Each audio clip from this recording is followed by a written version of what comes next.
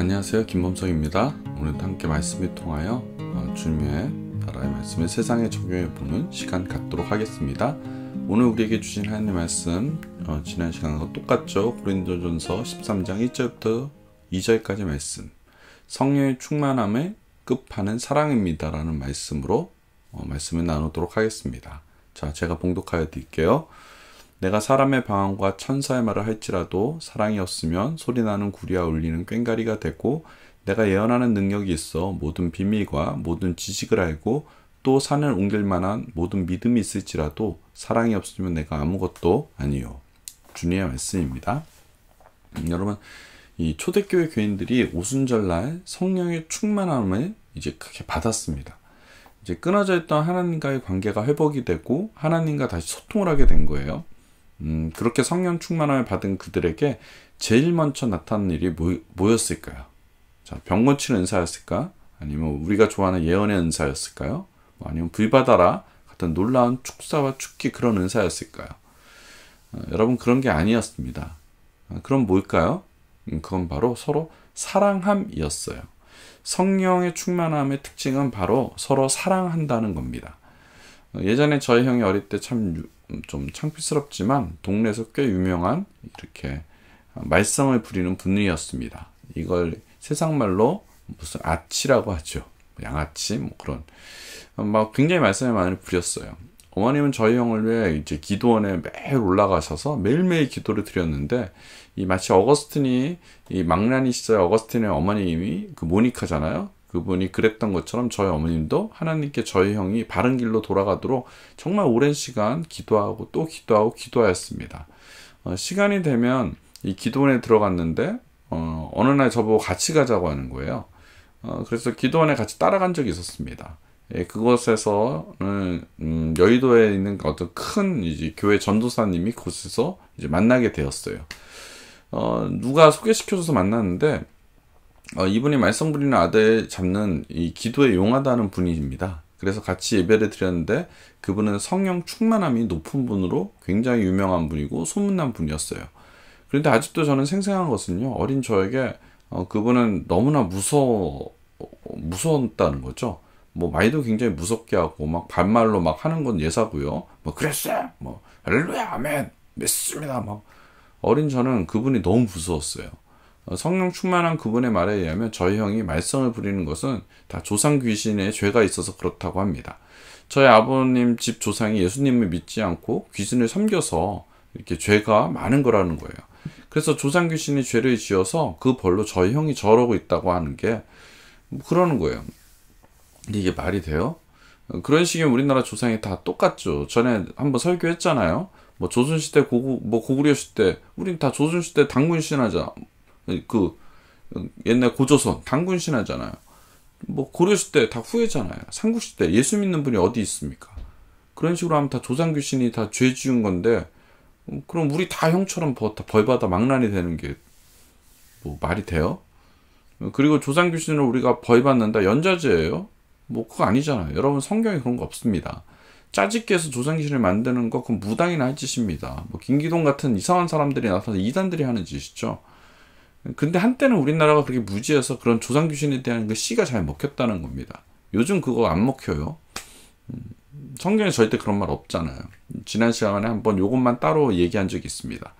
여튼 용하다는 그 성령 충만함 받은 그 여의도의 그 모 전도사님이 그 조상 귀신을 없애기 위해 정성이 필요하다고 해요. 정성. 여기서도 정성이 나오네. 그래서 저희 어머님에게 주기도만 하루에 1000번을 하라고 강하게 이야기해 주셨습니다.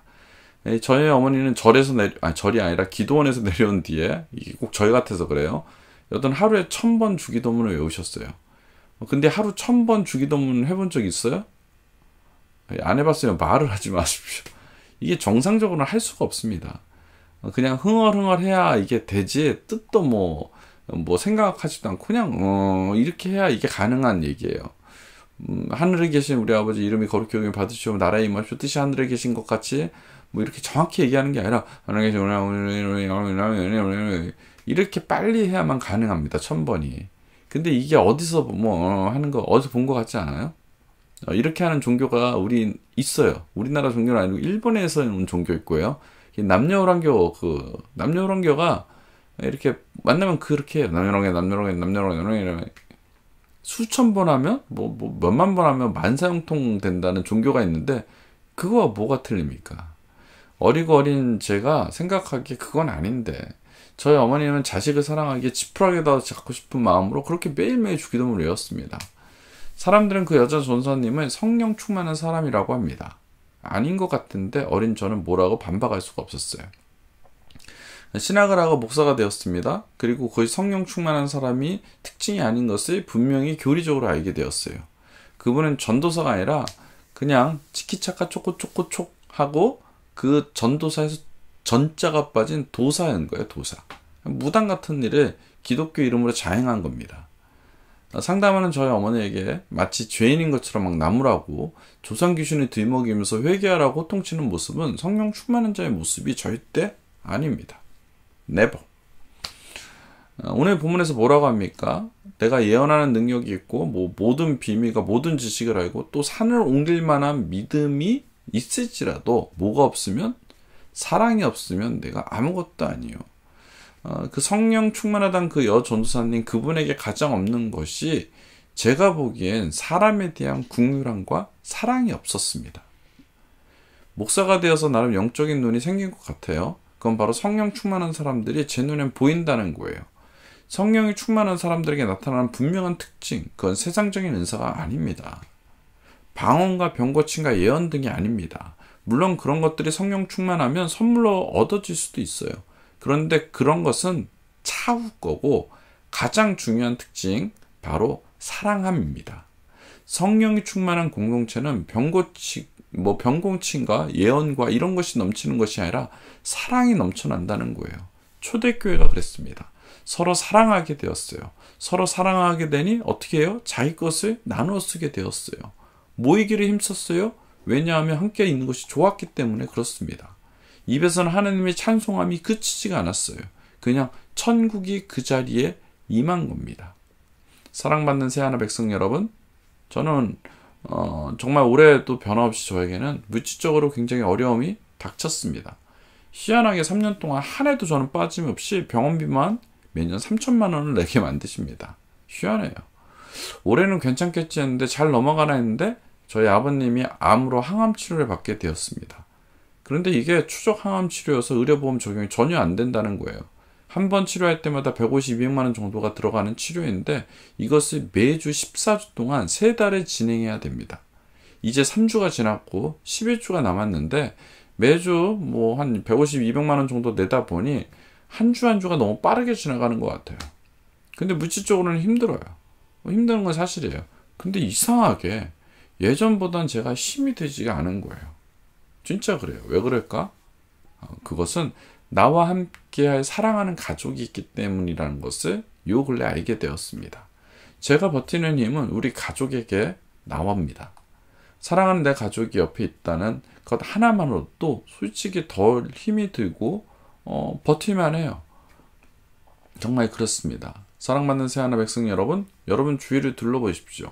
가족들이 건강하게 있다면 그것 이상 감사하고 행복한 것은 없을 겁니다. 이것은 가족을 잃어버린 사람은 금방 알아요. 가족의 소중함을 금방 알 수 있습니다.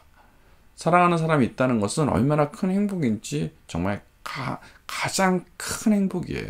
가족들이 있다는 건. 저에게는 아직 어머니, 아프지만 저희 아버지 살아계시고요. 그리고 아내와 딸이 있어서 사랑해서 힘이 납니다. 이 사랑은 병 고치는 은사보다 더 크고 위대한 겁니다. 정말 예수님이 주신 것 중 영적으로 가장 큰 힘과 무기는 사랑함이에요. 그리고 그 사랑함이 성령의 충만함의 증거입니다.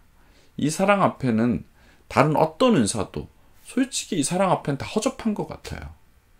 다 그런 것 같아요. 그래서 사람과 하나님에 대한 사랑과 긍휼함이 없는 은사 사용자는 여러분 경계하고 여러분 주위에서 멀리하길 바랍니다. 그래야 돼요. 그런 성령 충만함의 증거는 뭐라? 사랑함이 보여줘야 된다는 거죠.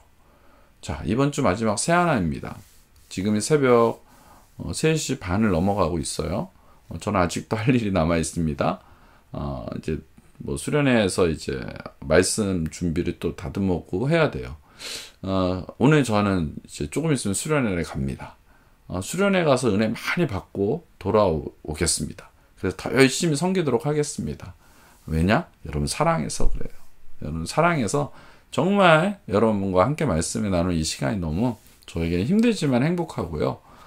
그리고 지금의 어려움도 사랑함으로 다 극복해 나갈 겁니다. 여러분들도 모두 사랑함으로 성령 충만한 하루 되시 주의 이름으로 축복합니다. 여러분 한 주 평안하십시오. 우리 함께 기도하겠습니다. 하나님, 정말 사랑함으로 성령의 충만한 삶 살아갈 수 있도록 주여 은혜를 더하여 주시옵소서. 우리 수련회 잘 갔다 올 수 있도록 도와주시옵소서. 감사합니다. 예수님 이름으로 기도드렸사옵나이다. 아멘.